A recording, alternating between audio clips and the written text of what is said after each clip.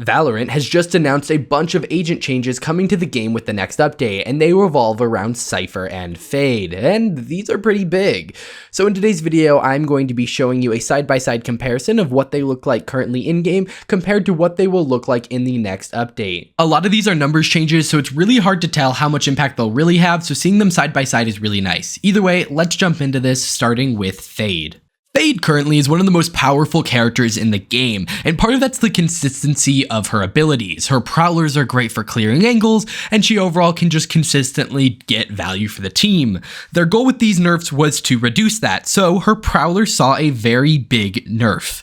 The first thing you're going to notice that the duration of the prowler is going to go from 3 seconds to 2.5 seconds, like you're seeing on screen now. That means it's going to run out sooner unless it sees an enemy.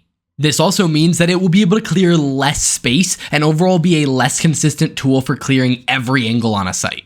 Alright, the next change they made is they made it so that the on-bite time after a Fade prowler gets to you is significantly higher, going from 0.4 seconds to 0.6. So basically, once the prowler gets to you, the animation of it actually biting you is longer. And it's kind of hard to see in third person, so I did slow it down there. You can see the right takes longer.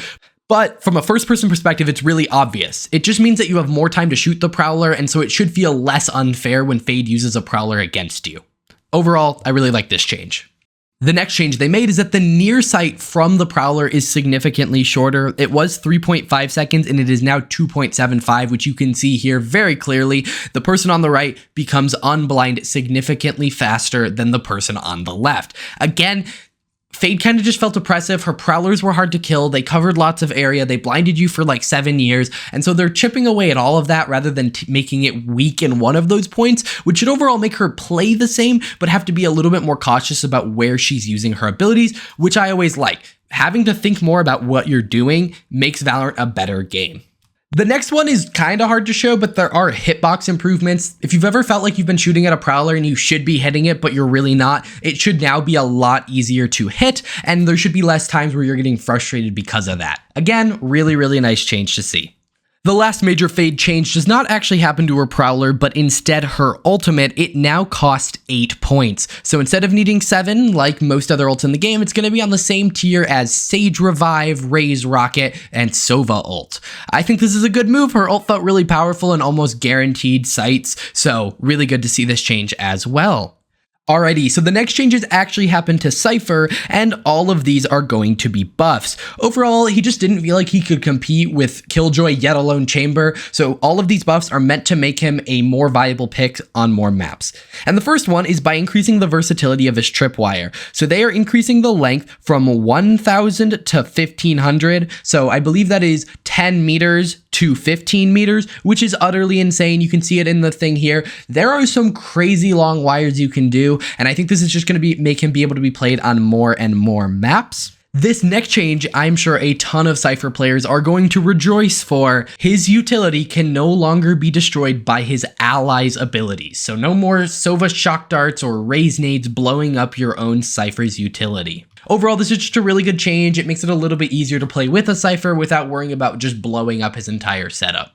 Alrighty, the rest of the changes to Cypher actually apply to his ult and kind of his camera. So the first thing is there is no longer a time limit after an enemy dies to use your ultimate. So now when an enemy dies, instead of seeing the little uplink thing above their head, you can just go up to their body and ult. This means it should be significantly easier to get the ult off, as it doesn't have to be a fresh kill. A kill could happen at the very beginning of the round, and then like a minute and a half later, you go back there and ult. Alrighty, and then there were some other changes to his ult. So not only did they remove the time restriction, they also increased the max range to 1,800, so 18 meters. So you can now ult from further away instead of being capped at that 1,200 distance before. So overall, easier to get the ult off. And then secondly, it will now reveal enemies 2 times. You can think about 2 pings on a Cypher camera dart.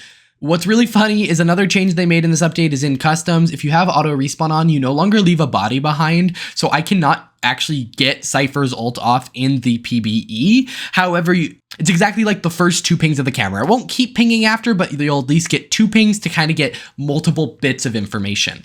The next major thing is that the silhouette for Cypher's camera and his ult are seeing a lot of changes. So now you'll notice instead of it being a very bright yellow thing, it kind of fades in and is a little bit dimmer.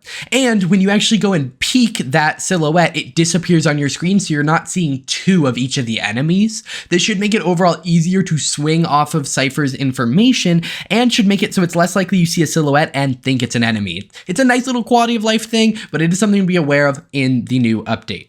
Alrighty guys, those are all of the changes coming to the PBE this week to Cypher and Fade. Overall, I think they're great changes that should bring Fade down to a more reasonable power level and hopefully boost Cypher up to a power level where he can see a little bit more play. I want to know all of your guys' thoughts in the comments down below. If you enjoyed this video, hit that like button.